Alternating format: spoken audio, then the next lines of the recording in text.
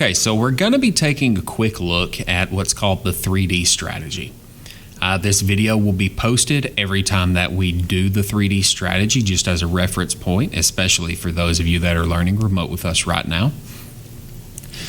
What 3D stands for is we are going to be taking 3 clues, and then we are going to be drawing our own definition. So 3D. I have an example up on the screen right now, and this probably isn't relevant to the version that you're doing right now, but this is to understand the concepts of how to complete it.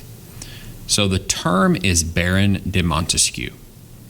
So we're going to look at our textual clues. Who was Baron de Montesquieu? Montesquieu concluded that the best form of government was one in which the legislative, executive, and judicial powers were separate and kept each other in check to prevent any branch from becoming too powerful.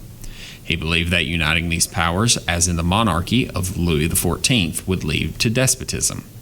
While Montesquieu's separation of powers theory did not accurately describe the government of England, Americans later adopted it as the foundation for the U.S. Constitution, or of the U.S. Constitution.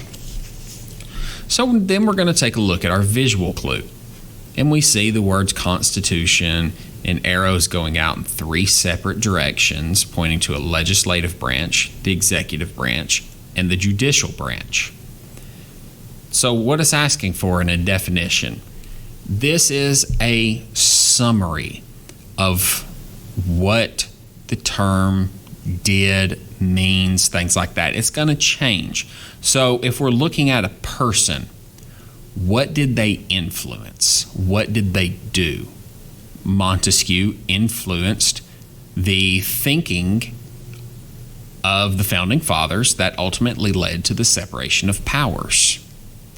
If this were a particular place, that was our term, we might have a textual clue about something that had happened in that place, and then a visual clue about something that they accomplished, and our definition may be what was important about that area. You have to look at the textual clues and the visual clues to figure out what actually goes into this box down here. It's not always going to be what you think of as a definition. Like I said, we're going to be looking at what was the influence of this person? Why are they important? Definition is a broad term, and that's how we're going to use it in this strategy.